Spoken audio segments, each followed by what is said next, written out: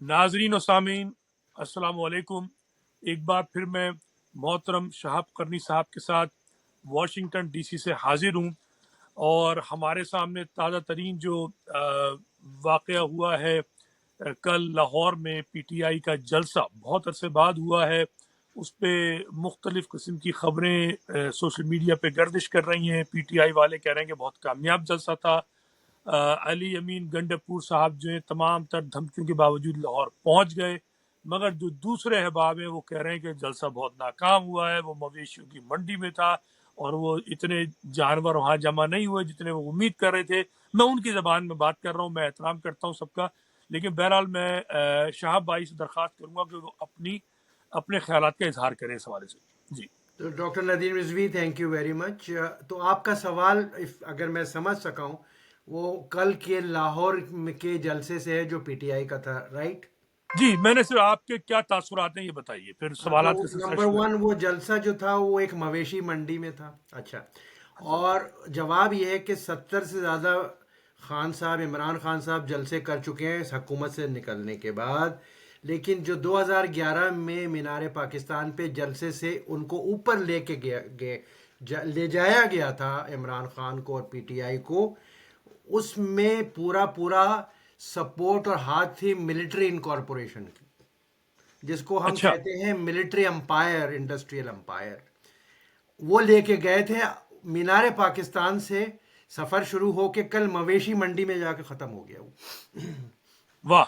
आपने तो एक बड़ी बड़ी भारी और स्टेटमेंट दी है। आपके 3 जो है वो जो कीवर्ड मैंने इसमें महसूस किए, एक तो आपने यूज़ किया वर्ड मिलिट्री इनकॉर्पोरेशन, फिर आपने कहा कि इनको ले जाया गया, बढ़ाया गया और मीनार पाकिस्तान से मवेशी मंडी में ख़त्म कर दिया गया। तो ये तो बहुत बड़ी स्टेटमेंट है। तो क्या आप आपने समझते हैं सवाल कि किया था तो जवाब हमने दे दिया। हाँ, तो ये पीटीआई क्या आप समझते हैं ख़त्म हो गई जलसे के साथ?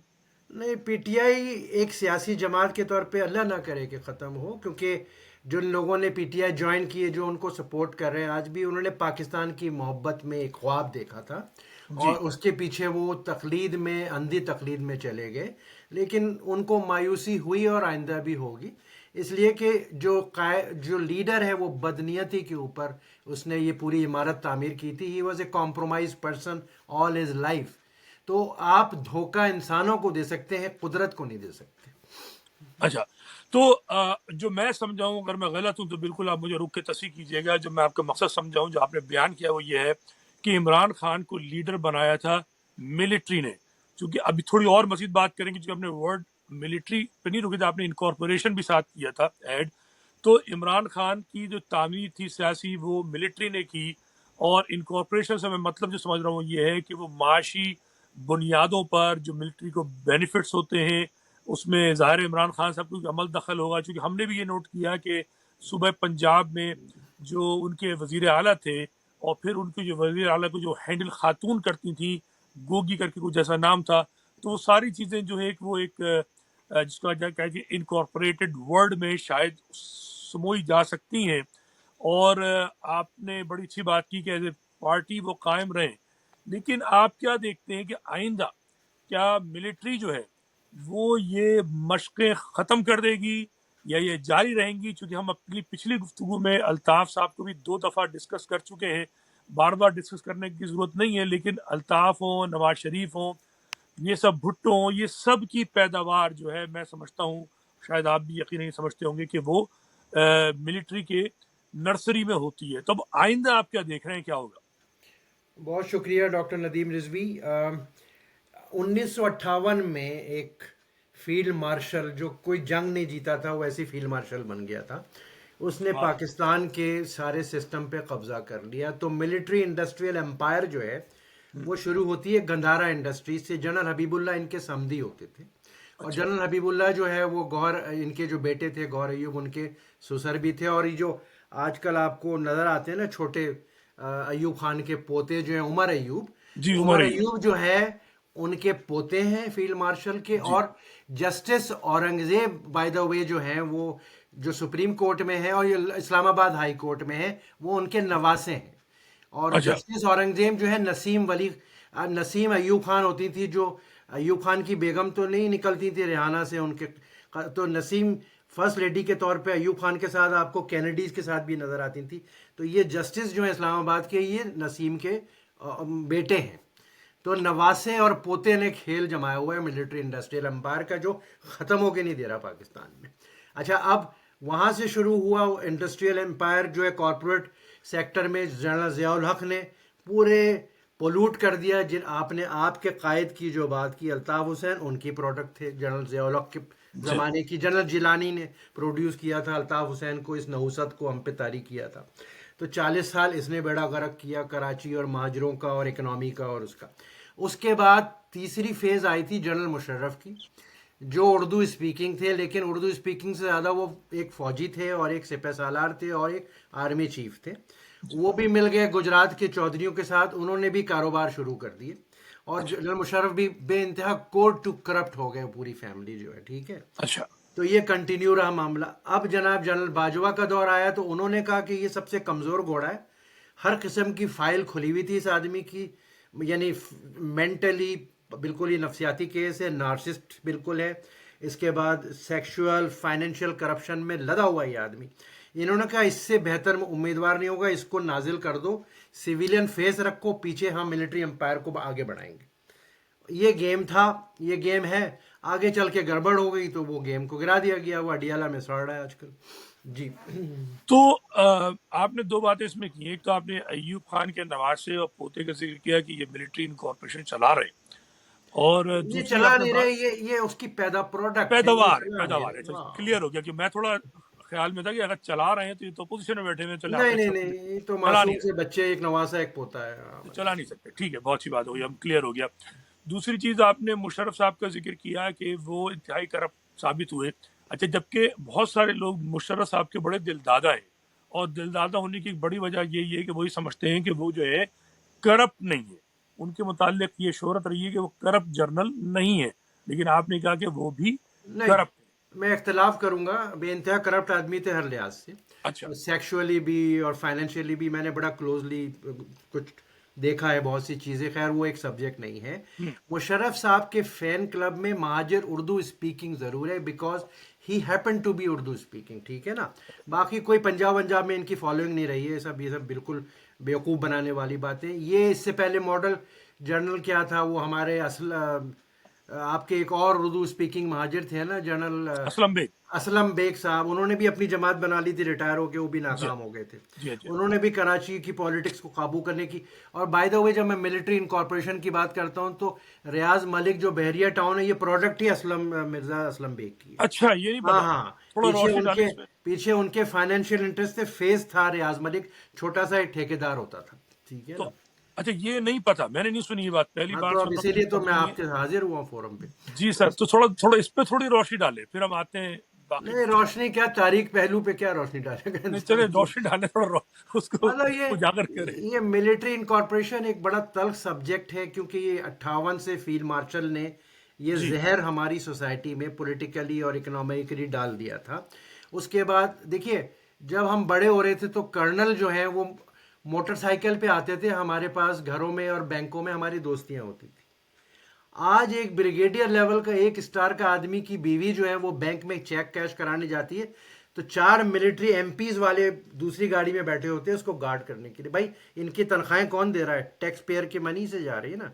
तो जी हाँ, करप्शन हर लिहाज से है, फाइनेंशियल, मोरल, और खून लग गया है पर्क्स एंड प्रिविलेजेस का। जो भी रिटायर होता है फौजी, वो जाके किसी न किसी हाउसिंग सोसाइटी का जाके मुलाजिम हो जाता है।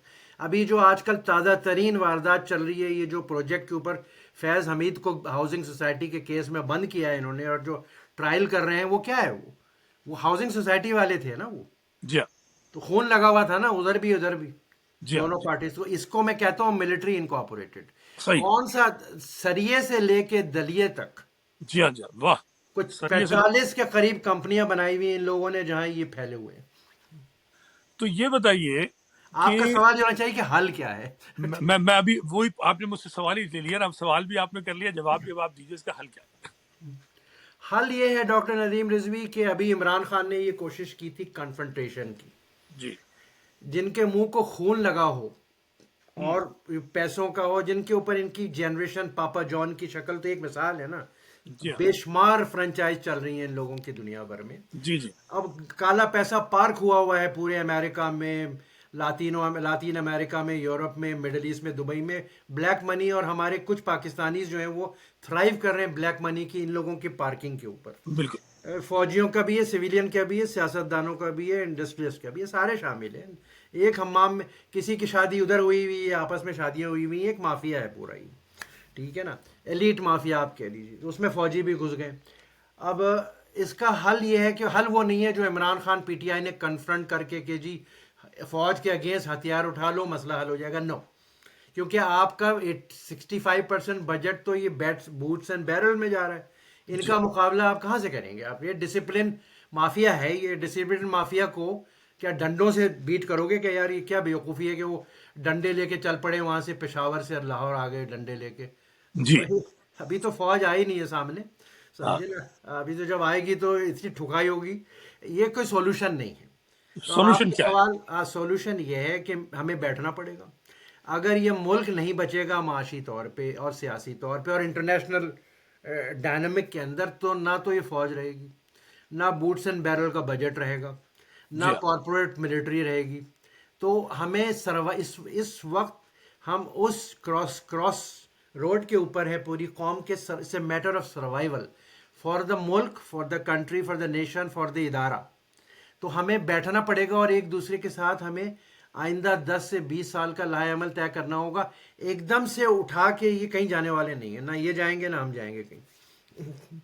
तो ये बताइए, आपने कहा बैठना होगा, कौन बैठेगा?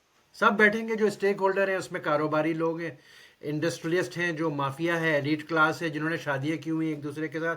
बड़ी अजीब बात है, पहले मैंने आज से 25 साल पहले नहीं, अब देखो बड़ा बड़ा जो फ्लैटीज का मालिक है, एयरपोर्ट का ठेका उठाया हुआ है, वो जनरल आईएसआई के फॉर्मल जनरल की बेटी से शादी करा रहा है अपने बेटे की। ये कभी नहीं हुआ था पहले। ठीक है ना। तो तो ये ये, जो आप शादियों का जिक्र कर रहे हैं, मैं तो खैर लाइल हूँ इस हवाले से। तो इसका तो हाँ, मतलब क्योंकि ये है कि आप गुजर चुके हैं उस स्टेज से, डॉक्टर हाँ, साहब। तो अच्छा। बात ये है कि ये जो लोग हैं जो हाँ, शादियां करा रहे हैं अपने बच्चों की, इसका मतलब है कि दे रिकग्नाइज द कि द फौजी, स्ट्रेंथ, हाँ, स्ट्रेंथ ऑफ द फौजी military power, boot power. Power. हाँ, तो अब इनके साथ बैठेगा, देखिए नवाज शरीफ एक पॉलिटिकल एंटिटी है, पीपल्स पार्टी पॉलिटिकल एंटिटी है, मुत्तहदा पाकिस्तान एक पॉलिटिकल एंटिटी है, वो तो इनके साथ बैठे हुए हैं। इमरान खान कन्फ्रंटेशन पे तो वो नहीं बैठे हुए, लेकिन मुझे तो लगता है वो बैठना चाहते हैं। प्रेशर ग्रुप, प्रेशर टैक्टिक्स कर रहे हैं। तो अच्छा, अब इनके, आपने क्योंकि नाम ले दिए, जी नाम ले दिए, तो सुन भी ले जवाब।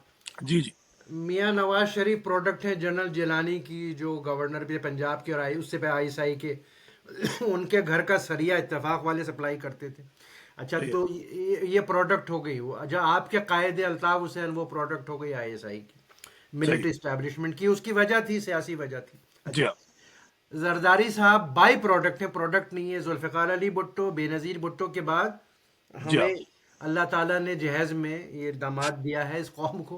तो अब ये बाई प्रोडक्ट है, ये प्रोडक्ट नहीं है। तो लेकिन ये बड़ा कनाइविंग और हाँ, कनिंग कैरेक्टर है ये। हाँ, बिल्कुल। ठीक है ना। तो आप अगर ये इस कौम के स्टेक होल्डर हैं, तो इस कौम का अल्लाह ही हाफिज है। मतलब ये तो क्या हल ये, तो हल तो नहीं निकला ना फिर नहीं, सरकार। हल है। क्या है? हल बल ये पहले तो डिफाइन करें कि ये स्टेक होल्डर नहीं है। ये चोर और उचक्के हैं और डाकू हैं। ठीक है ना। They are not the stakeholder. ये स्टेक होल्डर वो हैं जो आप जैसे ये यूट्यूब, सोशल मीडिया, 5 से 5 7 चैनलों के ऊपर दिखाया जाता है ये आपके तकदीर के मालिक हैं। नहीं नहीं, ये तो अभी क्राइसिस हो जाता है, कोई जद्दा भाग जाता है, कोई लंदन भाग जाता है, कोई दुबई में सेकंड होम रखा हुआ है, सब ने अकामे लिए हुए हैं दुबई में, ये सारे चोर हैं। अच्छा, ये स्टेक होल्डर नहीं है, ये जाली हमारे हमें दिखाया जा रहा है कि स्टेक होल्डर है। स्टेक होल्डर वो हैं जो जेन्युइन इकोनॉमी चलाते हैं इस मुल्क की। चल रहा है, दाल रोटी चल रही है ना। तो लोगों के कारोबार चल रहे हैं, मेहनत करते हैं, मेहनत कश लोग हैं, वो हो गए। एकेडमिक्स हो गए। आपने स्टूडेंट्स यूनियन बैन कर दी थी 80 में जनरल ज़ियाउल हक ने, आपने लीडरशिप फैक्ट्री बंद कर दी। जी हाँ। यही सिविल सोसाइटी से नए लोग, चाहे वो पंजाब में हो, केपीके में हो, बलूचिस्तान में हो, कहीं भी हो, इनमें से आनी चाहिए लीडरशिप। वो आपने बंद कर दिया पूरा प्रोसेस। हल वहां पर है सॉल्यूशन इस मुल्क का बका और इस कौम का वहां पर है। तो जिन्ना साहब ने फील्ड मार्शल बनाने के लिए पाकिस्तान नहीं बनाया था, जी। या लामा इकबाल ने जो ये नाइटमेयर और देखा था, ये गंदा ख्वाब फील्ड मार्शल बनाने और ये 180 जनरल बनाने के लिए नहीं उन्होंने ख्वाब देखा था। ये तो देखें, ये बात आपकी गुफ्तगू से वाज़ेह हो गई कि पॉलिटिकल पार्टीज जो हमने नाम लिए वो स्टेक होल्डर नहीं है, वो बेसिकली ये तो स्टैम्प चोर है। या चोर हैं, डकैत हैं, वो स्टैम्प बीइंग स्टैम्प यूज हो रही है। इमरान खान नजर नहीं लग रहा बहुत से लोगों की, तो वो उम्मीद है, आपकी गुफ्तगू से साफ नजर आ रहा है कि Imran Khan is not relevant, gone के कॉम्प्रोमाइज्ड। कॉम्प्रोमाइज। ठीक है।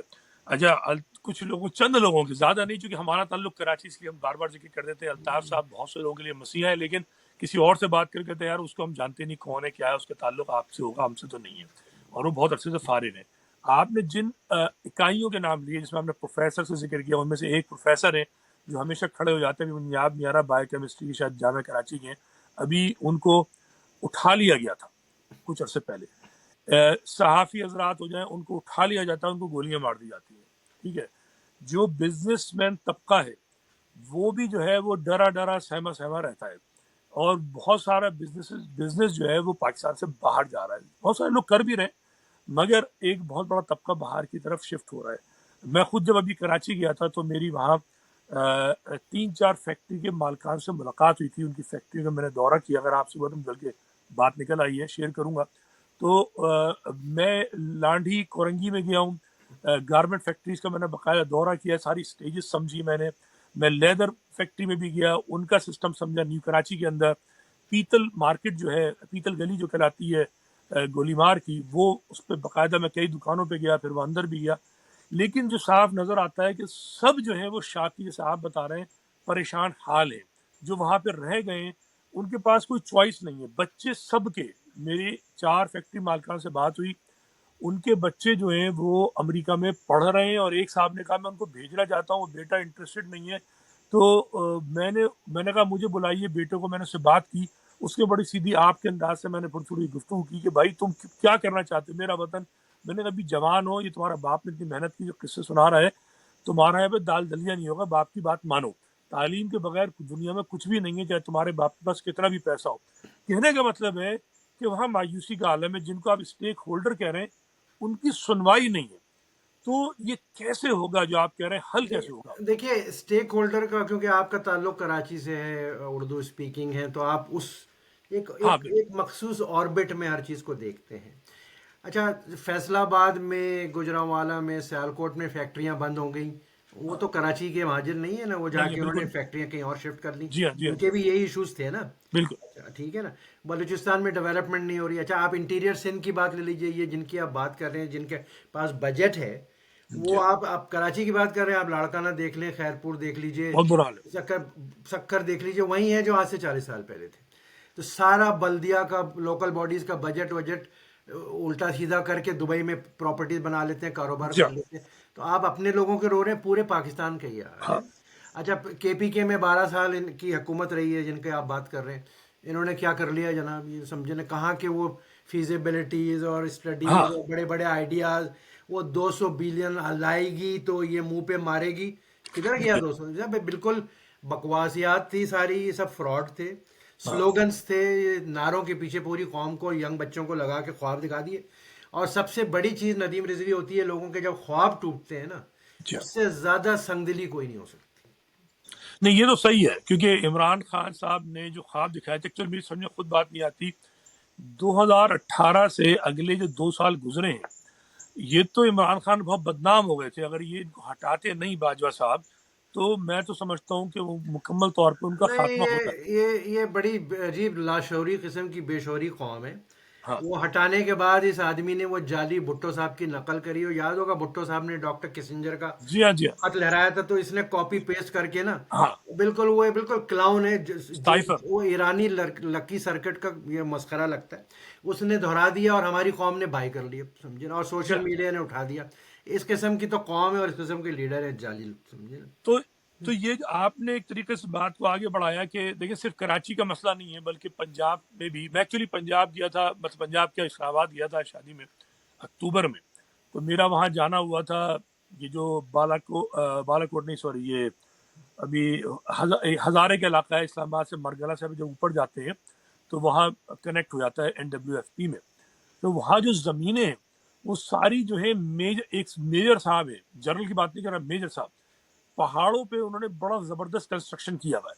ठीक है, तो जो बिजनेस है वो वही है कि जनाब फौजी उसमें इन्वॉल्व है, लेकिन मसला ये है कि ये सारी जो बिजनेसेस बंद हो रहे हैं, स्टेक होल्डर्स जो हैं, स्टेक होल्डर्स के हाथ में इख्तियार कब आएगा, कैसे इनका डायलॉग बनेगा, पाकिस्तान आगे कैसे बढ़ेगा, असल मसला यही है, वहीं पे बात असल आती है। अभी ताज़ा तरीन ये है कि सऊदी अरेबिया से 70 के करीब कारोबारी लोगों का डेलीगेशन आया था, 3-4 दिन रुका, बड़े अच्छे खाने वाने खिलाए, अहलन सहलन ब्रदर इन इस्लाम होता रहा।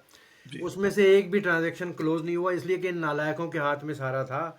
जो जो ये नए नए इन्होंने ब्रिगेडियर्स और मेजर जनरल्स को इकोनॉमिक साइड पे लगा दिया, एक कोई ट्रांजैक्शन नहीं हुआ सिवाय तस्वीरें खिंचवाने के। नालायकियों के भरमार हो गई है। इसीलिए मैं मिलिट्री इनकॉर्पोरेटेड कह रहा हूँ, नंबर 1। तो इसका हल वही है, दरमियान में कहीं है। अब इनको उठा के बाहर तो फेंक नहीं सकते, हमारे भाई बहन ही हैं सारे ये।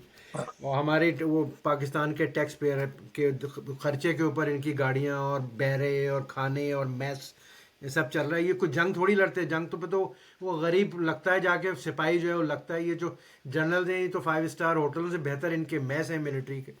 तो ये सब बेवकूफ़ बनाने वाली बातें।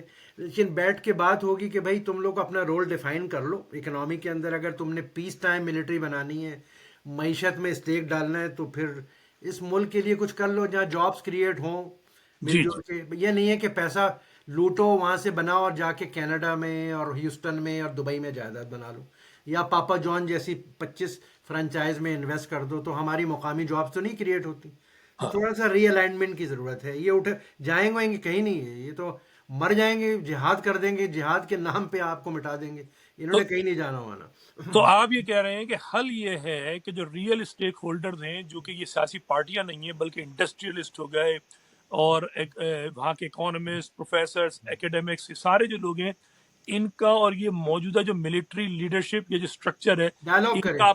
इनका आपस में डायलॉग हो, ये हाँ। कुछ सिस्टम ऐसा इवॉल्व करें हाँ। कि एक दूसरे को मतलब मिलिट्री को भी बर्दाश्त किया जाए, इनकी इकोनॉमिक इंटरेस्ट को भी हाँ। बर्दाश्त किया जाए, थोड़े तो सी और गल कर। असल पाकिस्तानियों जो है उनको आगे बढ़ाया जाए। ये आप हल समझते हैं, होने लेकिन इस हल की तरफ होने क्या तुसी पेश है? होने तुसी गल कर। अच्छा ठीक है। तो क्या इस हल की तरफ कहीं कोई पेशरफ्त हो रही है, ये बताइए आप। अगर नहीं होगी तो गल बध जाएगी फिर, समझिए ना। तो और ये सारा ड्रामा खत्म हो जाएगा अगर डायलॉग नहीं किया। अच्छा, एक और मसखरापन देखें, जैसे सोशल मीडिया हो गया आपके, आजकल यूट्यूब पे लोग पैसे बना रहे हैं। हमारी मईशत अब यूट्यूब की इकोनॉमी बन गई है पाकिस्तान की। यार लानत है यार डॉक्टर साहब। अच्छा तो अब वो, अच्छा वो मुख्तदरा हल्के, बाखबर जराए, अरे भाई हाँ सीधे सीधे को फौजियों ने कहा है, फौजी ने ये कहा है, मेजर जनरल ने ये कहा है, ब्रिगेडियर ने ये कहा है, हाँ मुख्तदरा हल्के। अरे भाई सबको पता है किसको बेवकूफ़ बना रहे हैं हम, अपने आप को बना रहे हैं, दूसरों को हाँ। बना रहे हैं। भाई कहो मेजर जनरल ने ये कहा, मेजर जनरल पेशावर गए थे, अल्लाह ताला उनको आगे भी जन्नत में जगह दे। मेजर जनरल करीम फजल गए थे, उन्होंने ये नहीं, मुख्तदरा हल्के, बाखबर जराए। वो अरे वो असल क्या में मजाक है यार। हाँ, वो मेरे ख्याल में उसमें, खैर वो तो कह देंगे अगर बुराई नहीं करे, तो मेरे ख्याल में खौफ भी है जर्नैलों का। किसका खौफ है, हमारे भाई हैं भाई, ये किसका हाँ खौफ नहीं, है, भाई तो हमारे है, लेकिन थोड़ी। भाई से भी खतरा है ना, वो भाई उठवा लेते नहीं हैं। नहीं नहीं नहीं, आप और उनसे कहें कि भाई ना उठाओ, हम बात करने को तैयार और हैं। आपने, अच्छा वो आपने एक दो नुक्ते और उठा दिए अभी इत्तेफाक से, तो उन पर भी थोड़ी सी मैं अपना तबसरा कर दूं, फिर आपसे बात आगे बढ़ाते हैं। एक तो ये है कि चूंकि हम भी यूट्यूब चैनल चला रहे हैं, मजे की बात है, मेरी समझ नहीं पता लोग पैसे कैसे बना रहे हैं। इसे मुझे तो नजर नहीं आ रहा कहीं पैसा बनता है कि हमारी कुछ वीडियोस, जैसे आपकी पीछे जो वीलॉग था अभी 10,000 से ऊपर गया, उस पे अब तक जो, चूंकि इस पे भी एडवर्टीजमेंट चलते हैं, तो मेरे ख्याल में $60 बना है उसकी जो इनकम है। $60 में पाकिस्तान में भी मुझे उम्मीद नहीं है कि किसी का नहीं गुजारा नहीं, होता होगा। मैकडोनल्ड में फ्राइज मिल जाती हैं डॉक्टर साहब। तो जब मैकडॉनल्ड। मैं मैकडोनल्ड जाता हूँ यहाँ 50 सेंट का मुझे कॉफ़ी मिलती है, सीनियर सिटीजन का डिस्काउंट मिलता है मुझे। हाँ, तो 50 सेंट तो में अमेरिका में कॉफ़ी पीता हूँ मैं। फिर देखिए, बताइए। आपको भेज दूंगा मैं $1.5, क्योंकि आपकी पिछली वीलॉग पे $60 बन गए। हाँ। 3 कॉफी तो आपकी तीन पक्की है, लेकिन तीन कॉफ़ी गुजारा और नहीं मेरी होगा उस पर, ड्यू खाना हो भी गई एक है, वक्त के लिए सीनियर मिलने वाला सिटीजन है। वाली। अच्छा, एक और चीज जो आपने भी बात की कि ये जो मिलिट्री इनकॉर्पोरेशन है, ठीक है, हाँ, ये अगर नहीं बाज आई और ये इन स्टेक होल्डर्स को साथ नहीं लिया तो वो क्या है, गल वध जाएगी। आपने कहा था, मुझे तो पंजाबी नहीं आती। हमने हमने जनरल बाजवा को 4.5 साल पहले एक प्रपोजल दी थी, उन्होंने उसको मजाक समझ के उड़ा दिया। जी हमने कहा कि एक मिडिल ईस्ट में कारोबार करने के लिए ना मुकामी पार्टनरशिप चाहिए होती है। जी। तो आज से आप सारे फौजियों को मुकामी की असेंबली से अप्रूव करा देते हैं कि सारे फौजी यूनिफॉर्म वाले हमारे मुकामी पार्टनर होंगे, ठीक है ना। हम्म। तो हर कारोबार में 10% आपको घर बैठे मिलता रहेगा। तो अच्छा। ये हल बता रहा हूँ आपको, समझे। नहीं, मुझे तो यह लगता है जो मेरी उस दिन जो बलोच लीडर हैं शमसुद्दीन शमसी, उनसे गुफ्तगू हुई, वो तो बड़े ही वो थे सख्त इस मामले पर कि जी हमें फौज कबूल नहीं है बलूचिस्तान में। तो आपने बड़ी अच्छी उस दिन गुफ्तगू की थी जिससे कुछ बलोचों ने इख्तिलाफ किया था। अगर आपने उनकी गुफ्तगू सुनी, और शमसुल शमसी साहब की इत्तेफाक से मैं आपको नहीं बता पाया था, परसों ही उनसे बात हुई थी, तो उन्होंने ये बात कही कि हम मज़ाहमत इसलिए नहीं कर रहे कि हम पे जुल्म हो रहा है, फौज जुल्म कर रही है। उनका मौक़िफ़ ये था कि हम जो हैं आज़ादी की तहरीक लड़ रहे हैं और हमें पाकिस्तान पहले दिन से नहीं चाहिए। तो हम पे जुल्म बाद में हुआ है, लेकिन हमने आज़ादी की तहरीक पहले शुरू की। ये उनके जुमले थे उसमें, ठीक है। आप उस पर क्या कहते हैं? देखिए, कितने सालों आयरलैंड का क्राइसिस चला, अभी हाल ही की बात है। जाके फिर आयरलिश आयरिश रिपब्लिकन आर्मी और ये सब, तो उन्होंने जाके सेटल किया, कॉम्प्रोमाइज फार्मूला निकाला ना विन विन सिचुएशन का। जी हाँ जी। आपने बांग्लादेश की सूरत में देख लिया, जबर और बूट्स एंड बैरल के जरिए क्या हुआ, जलील होकर आ गए, सरेंडर कर दिया आपने, ठीक है ना। तो दिस इट डजंट वर्क। आप अमेरिका सुपर पावर है, नोट छापता रहता है, डॉलर छापता रहता है, वियतनाम में जलील हो गए, इराक सही। में जलील हो गए, ताज़ा तरीन अफगानिस्तान में जलील हो गए। आप तो अमेरिका के मतलब 150 लेवल पे भी नहीं आते, ठीक है ना। बिल्कुल। तो वो फार्मूले तो चलेंगे नहीं। हाँ, कारोबार ज़रूर चलेगा आपका कि भाई मिलिट्री इक्विपमेंट के नाम पे ठेके दे दिए। आर्मी मिलिट्री ऑपरेशंस जो है वो बड़ा अच्छा कारोबार है, वैसे उसमें कमीशन मिलता है बड़ा अच्छा, ठीक जी है हाँ। ना। एयरक्राफ्ट ले लिए, जब यार आपने न्यूक्लियर बना लिया प्रिवेंशन के लिए, डिटरेंस के लिए, तो आपको ये सब ड्रामे करने की क्या ज़रूरत है। इतना इक्विपमेंट वहाँ से आ रहा है, इतना चोर बाजारी, इतना कमीशन। कोई अटैक होगा, न्यूक्लियर बटन दबाना, सबको तबाह कर देना इस्लाम के नाम पे, हम्म। ठीक है ना। इस्लाम भी आपके पास है, समझे ना। इस्लाम की प्रॉफिटहुड की 1400 साल पहले जो मुसलमान थे वो नहीं बचा सके। 76 साल की जो ममलकत खुदादाद पाकिस्तानी है, जो सेंट्रल पंजाब के लोग हैं, वो इस्लाम बचाने के लिए काफ़ी हैं, ठीक है ना। तो हमें इस्लाम को भी कोई ख़तरा नहीं है आपसे, ठीक हाँ। है ना। आपके पास पंजाब के सेवियर हैं जो पंजाबी और उसमें नाते पढ़ के और मिलाद शरीफ करके इस्लाम बचा लेंगे, ठीक है ना। तो अच्छा, उसके बाद आपके पास न्यूक्लियर बम है, तबाह जी। कर देना सबको इस्लाम के नाम पे। तो आपको खतरा किस बात से। खतरा तो नहीं है, लेकिन खतरा तो अपने आप से है ना, मईशत तबाह हो चुकी है। और आपके मशवरे में मुझे नहीं पता, जो आपने जो हल बताया है उस हल की तरफ ये जाएंगे। और क्या कहा जा सकता है, ये तो कन्फ्रंटेशन की सिचुएशन है या खुशामद की सिचुएशन है। लीग और पीपल्स पार्टी और मुत्तहदा पाकिस्तान, ये सब बी टीम बनी हुई हैं इस वक्त इस्टेब्लिशमेंट की। और इमरान खान साहब को आप पहले ही निगेट कर चुके हैं, तो उनके नहीं नहीं, मुताबिक बात मिलिट्री करना मिलिट्री पीपुल्स पार्टी। है। हाँ। Military party. हाँ, समझे। तो उधर जो जो आपके आपकी जो। एक जमात थोड़ी है, आपकी तो सबसे बड़ी जमात तो पिंडी से बनी हुई है। तो खैर हाँ छोड़े। अब सॉल्यूशन की तरफ आते हैं डॉक्टर साहब, वही है कि solution, we need to have a dialogue, we need to have solution, we आपस जी। ही में निकालेंगे। आपको सीआईए आपको नहीं बताएगा सॉल्यूशन, मुसाद नहीं बताएगा, रॉ नहीं बताएगा, समझे ना। खामखा उन लोगों को हमने बदनाम किया हुआ है बेचारों को, उनका इतना। जी। हम लोग खुदकुशी के लिए हम लोग खुद कफील हैं, अच्छा, ठीक ये है। बताइए, आप यहाँ इतने अरसे से हैं, क्या कहाँ कुछ किरदार है कहाँ है। वॉशिंगटन वॉशिंगटन डीसी में? हाँ, तो आपके इतने लोगों को अरसे। नहीं पता ना, तो तो अच्छा। वॉशिंगटन में कई तंजीमें हैं, ठीक है। हाँ डॉक्टर्स की एक बहुत बड़ी तंजीम है अपना, ठीक है। हाँ उसके अलावा यहाँ बड़े बड़े इंडस्ट्रियलिस्ट हैं, बड़े बड़े क्या कहते हैं, सहाफ़ी भी यहाँ आ चुके हैं, शाहीन सहबाई जैसे सहाफ़ी भी मौजूद हैं, हुसैन हक्कानी यहाँ रह के जा चुके हैं जो साबिक सफ़ीर भी हैं। और उसके अलावा क्या नाम है, जिसको कहा जाए पीपल्स पीटीआई के जो बड़े लीडर हैं, अभी नाम मुझे नहीं आ रहा, डॉक्टर साहब हैं जिनको तशद्दुद किया गया था, वो यहाँ मौजूद हैं। पाकिस्तानियों का यहाँ से बैठकर कोई किरदार है सिवाय बातें करने पाकिस्तानी जो है पहले अमेरिका में अपना किरदार फिक्स कर लें, अपना सही कर लें। जो आपके पाकिस्तानी है फ्रॉड में, फूड स्टैंप में, मेडिकल रॉन्ग बिलिंग में पकड़े जाते हैं, बड़े बड़े मिलियंस ऑफ डॉलर के फ्रॉड किए हुए हैं, तो वो अपना किरदार फिक्स कर ले, पाकिस्तान का क्या करेंगे, छोड़ें, समझे ना। तो तो पाकिस्तानियों का आप कह रहे हैं कोई किरदार नहीं है अपना में क्या, अपना का नाम ले दिया, आपकी दिल शिकनी होगी, 40 साल से मेरी ऊपर नहीं हो गए, होगी आप। सिवाय सिवाय गाने बजाने के, वो कोई फला कॉन्सर्ट हो रहा है, वो इंडिया से सोनू निगम को बुलाया जा रहा है, नीचे 200 डिजाइनर्स क्लोथ की बेगमात की शॉपिंग होती है, इसके अलावा अपना अपना ना रही, अपना अपना तो ख्याल कर ले। ठीक है, तो कोई और काबिल जिक्र बात हो तो बताइए। नहीं, काबिल वरना जिक्र यही है डॉक्टर साहब कि वी नीड नेशनल डायलॉग जी। Among the real organic stakeholder, वरना ये बलूचिस्तान हो गया, ये बांग्लादेश बन जाएगा, खुदा ना करे ऐसा हो, लेकिन ये कि हो जाएगा वो अफगानिस्तान का काउंसिल जनरल कौमी तराने पे बैठा रह गया, वो नहीं उठता, ये तो आपकी औकात हो गई है, ठीक है ना। और आपने क्या कर लिया, 3 दिन तक तो वो सोशल मीडिया या मिनिस्ट्री ऑफ फॉरेन अफेयर का स्टेटमेंट आ गया, जी जी। आपके तो बैकबोन ही नहीं है, स्पाइन ही नहीं है यार आप लोगों की, तो समझो। देखिए इस पे चूंकि एक छोटी सी बात सोशल मीडिया पे मौजूद है, लेकिन बहुत से लोगों को नहीं पता होगी, तो मैं चूंकि जिक्र कर दिया आपने अफगान सफीर का, अफगानी काउंसिल सिफारतखान, जनरल, काउंसिल जनरल था कौन वो। से जन, उसको एक ही बस मतलब सिफारती ओहदा है ना, हाँ, सिफारती अमला है। सफीर भी यही करेगा आपके साथ, तो क्या चीज? अभी तो काउंसिल लेवल पे शुरू हुआ है, कल को सफीर भी यही करेगा आपके हाँ, साथ। नहीं, ईरान के अंदर उन्होंने यही कोशिश की थी, उनकी वजाहत आई है कि चूंकि वो इस्लाम में गाने को, मौसीकी को हराम समझते हैं, इसलिए खड़े नहीं हुए।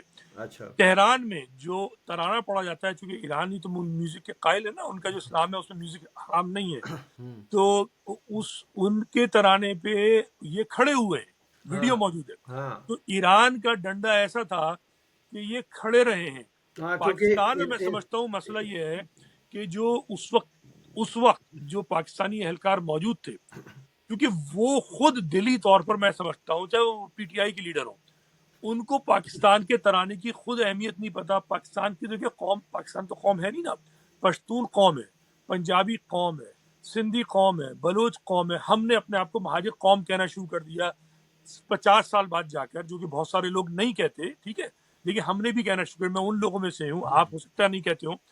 बात यह है कि पाकिस्तान तो कौम ही नहीं है ना। तो जो वो खैबर पख्तूनख्वा की जो तकरीब थी, वो जो लीडर्स थे, लीडरशिप जो थी, उसको खुद पाकिस्तान के तराने का इतना एहसास नहीं है, तो उन्होंने कुछ नहीं किया। मैं तो ये समझता हूँ, वरना अगर वो कहते उस वक्त कि खड़े हो मियाँ, तो कैसे बैठे रह सकते थे? क्या ख्याल है आपका? हाँ, तो ये फर्क है, ईरानी एक कौम है, हम एक शुतुरमुर्ग की कौम है, तो ये फर्क है बस, और क्या। चले ठीक है। चले, बहरहाल ठीक हो गया। शाह भाई, बहुत शुक्रिया आपका कि आपने एक बार फिर मौका दिया गपशप के। हल्की तो नहीं ले, आपने बड़ी सख्त और बड़ा क्लियर मैसेज दिया है इस्टेब्लिशमेंट को। मेरे नज़दीक हमने हंसते हुए गुफ्तगू करते हुए, हो सकता है कुछ लोग समझे ये तनकीद है, मैं नहीं समझता ये तनकीद है।